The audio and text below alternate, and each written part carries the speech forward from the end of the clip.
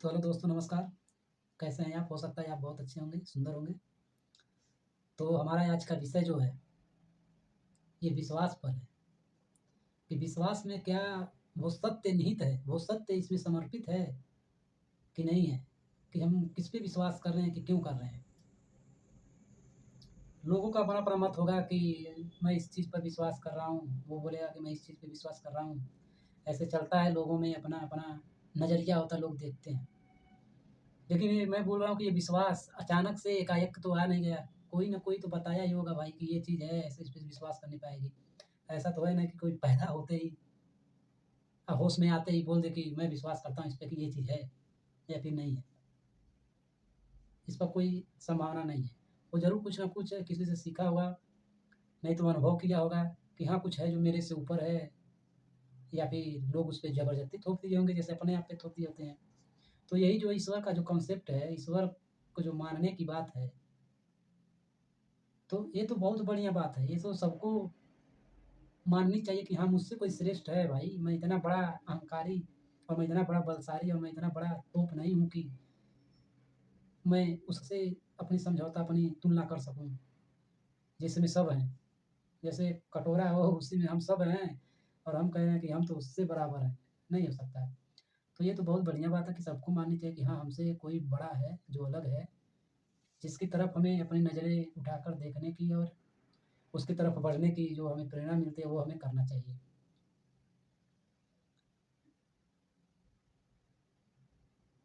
परंतु जब हम अपने आप को इतना बड़ा घोषित करने लगते हैं और हम अपने आप को घोषित भी किनसे करते हैं कि हम बड़े हैं।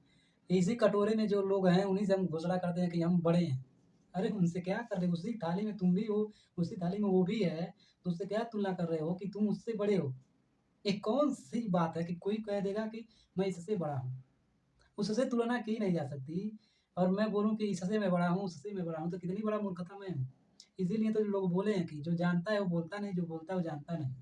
तो ये अपने आप को ढाँढस देने का, अपने आप को ये जताने की बात है कि अपने आप को खुद ही फुग्गा फुला लो कि मैं तो जानता हूँ, मैं तुझसे बड़ा हूँ। अरे नहीं हो भाई, उसकी अगर नज़र ज़रा सी भी पैनी होगी, तो वो देखेगा और तुझको बोलेगा, भाई तुम नहीं हो, इसी कटोरे में तुम भी हो, मैं भी हूँ। या जहाँ मैं और तुम की जो बात आ रही है ना, जहाँ 2 आ रहे हैं ना, वहाँ तो हो ही नहीं सकता कोई एक। उससे ना अभी तो नज़रें भी नहीं उससे मिली हुई है, ना उससे भी हम मिले-जुले हैं। उसको जानते ही नहीं हैं, अभी पैदा ही नहीं हुए हम। अभी अपने होश में आए ही नहीं कि उसको जान पाएँ। ये तो ऐसे लग रहा है कि कोई हमें बताया हुआ कि हाँ, उससे श्रेष्ठ हुआ जा सकता है। इसी कटोरे में उस व्यक्ति से श्रेष्ठ हुआ जा सकता है। तो हम ये धारणा अपने आप को लेके बैठे हुए हैं कि हम तुझसे श्रेष्ठ हैं। पर वो आदमी अगर समझदार है तो तुम्हारी बात का जवाब भी दे देगा कि भैया तुम श्रेष्ठ नहीं हो, तुम मेरे ही कटोरे में, मेरे ही थोड़ा-सा बगल में हो, नाच रहे हो, लेकिन हो नहीं। क्योंकि ये व्यक्ति जो बोल रहा है कि मैं तुझसे श्रेष्ठ हूँ, ये खुद जता रहा है ना, ये जता रहा है कि मैं तुझसे श्रेष्ठ हूँ, तो यहाँ पे 2 आ गए ना, मैं और तुम आ गए। और जहाँ मैं और तुम हैं, वहाँ पे तो दोनों झूठ हैं। उसकी नज़रों से मैं वो हो जाएगा और तुम्हारी नज़रों से मैं तुम हो जा रहे हो। तो उसकी नज़रों से तुम हो, उसकी नज़रों से मैं है। तो ये कैसे है? वो तो खुद एक कहानी है इसी पे। किसी गुरुकुल में जब गुरु बैठते हैं, शिष्य उनके आस-पास बैठते हैं, तो सामने से कोई राजा जा रहा था। उसके कंधों पे गदा थी, मुकुट थे, वो बैठा था हाथी के ऊपर। हाथी के ऊपर बैठा था, तो वहाँ से पीछे से गुरु आए और उन थोड़ा-सा भेष बदल के तो शिष्यों से पूछ रहे हैं कि क्या देख रहे हो? तो बोल रहे हैं कि शिष्य बोल रहे हैं कि मैं तो देख रहा हूँ कि राजा कितनी बड़ी हाथी पे जा रहे हैं। तो उन्होंने बोला कि कौन राजा? तो जो ऊपर बैठे हैं, वो राजा हैं और जो नीचे वो हाथी है। तो जो ऊपर बैठे हैं वो हाथी है। मैं कुछ समझा नहीं। इन्होंने गुरुदेव ने कुछ अपना दिमाग लगाया कि मैं समझ नहीं रहा, मेरे को समझ नहीं आ रहा। तो शिष्य बोले कि क्या मूर्खत्व जैसी बात कर रहे हो आप? अरे जो हाथी के ऊपर बैठा है, वो राजा है और जो नीचे हाथी है, वो सवारी है। ये बोले कि अभी भी मेरे को समझ नहीं आया। तो इन्होंने बोला कि चलो अभी तो बुड्ढे से हैं, इनको समझ नहीं आ रहा, लग रहा है सटकिया-वटकिया गए हैं। तो इनके ऊपर ये बैठ के बोला कि ये जो मैं ऊपर बैठा हूँ, अब यहीं पे असली बात शुरू होती है कि ज्ञान की, कि गुरु किन माध्यमों से शिष्य के पास आते हैं ज्ञान देने। तो यहाँ से शुरू होता है कि अब ये चेला जो है उनके ऊपर बैठा हुआ है, वो न्यून के ऐसे बैठे हुए हैं, जैसे मुर्गा बना जाता है स्कूलों में, तो ऐसे बैठे हुए हैं और ये बोल रहे हैं कि देखिए बाबा जी, ये जो मैं बैठा हूँ ऊपर आपके, ये जो मैं बैठा हूँ ऊपर, ये मैं राजा हूँ और ये जो तुम बैठे हो नीचे, ये तुम हाथी हो।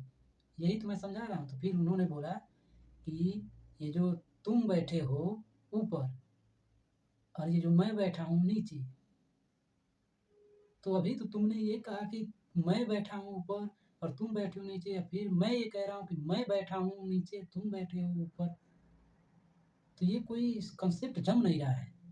यहाँ पे व्यक्ति का मामला नहीं है, यहाँ पे मैं और तुम का मामला, कि इसकी नज़रों से इसको चेले को जो है भ्रम हो गया है कि इसकी नज़रों से लग रहा है कि ये तुमको तुम बोल रहा है और मैं को मैं बोल रहा है। इसको लग रहा है कि ये जो मैं शब्द है, ये मैं ही बस हूँ श्रेष्ठ।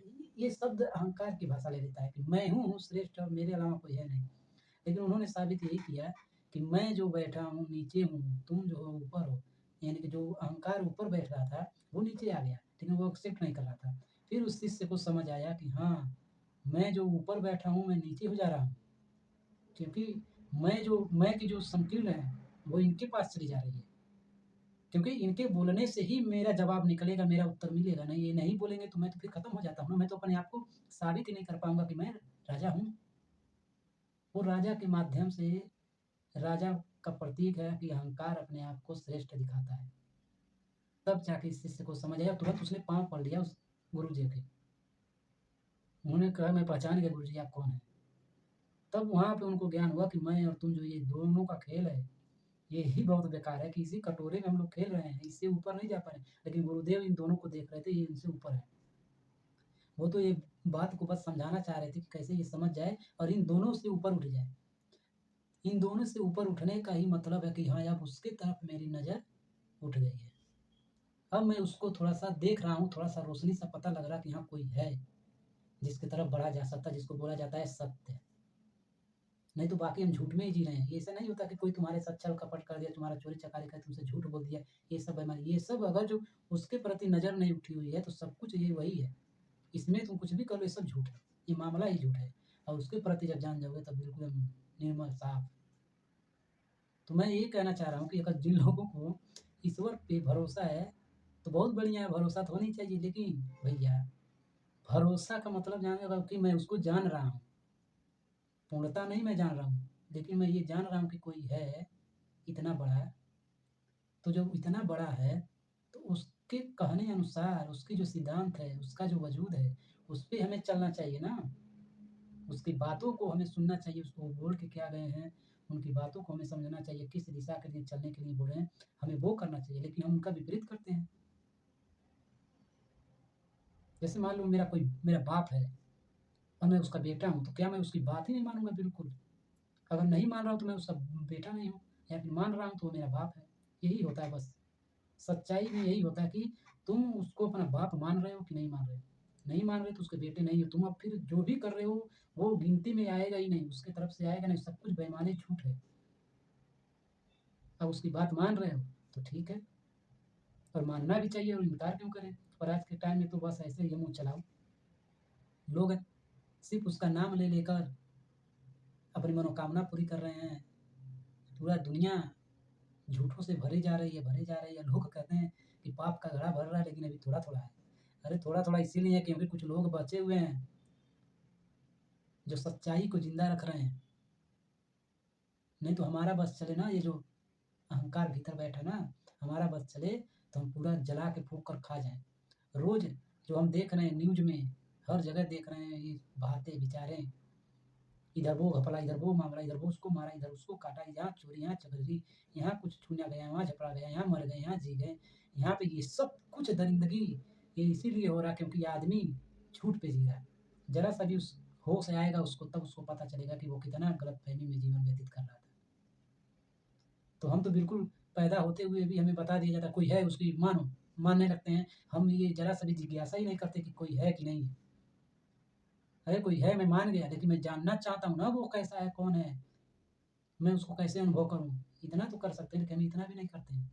अरे जैसे ये बताए थे, इनको भी कोई बताए, ये भी हमको बता दिया, बस मान रहे हैं। हमारे भीतर ज़रा-सा भी कोई रोशनी उतरती नहीं है और हम बिल्कुल कटोरे में ही जीते रहते हैं, और कटोरे में एक-दूसरे से शेयर करते हैं कि मैं तुझसे ये हूँ, तू इतना जान गया, मैं ये जान गया, देख मैं ये अनुभव कर रहा हूँ।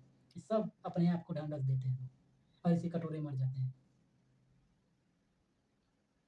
तो अपने साथ जो हम धोखा कर लेते हैं, सबसे बड़ी धोखा तो यही है कि हम उसको जानने की, उसको पहचानने की, उसका जिज्ञासा ही करते नहीं कि रोशनी यहाँ किधर से रही है। हमें लगता है कि हाँ, रोशनी तो है।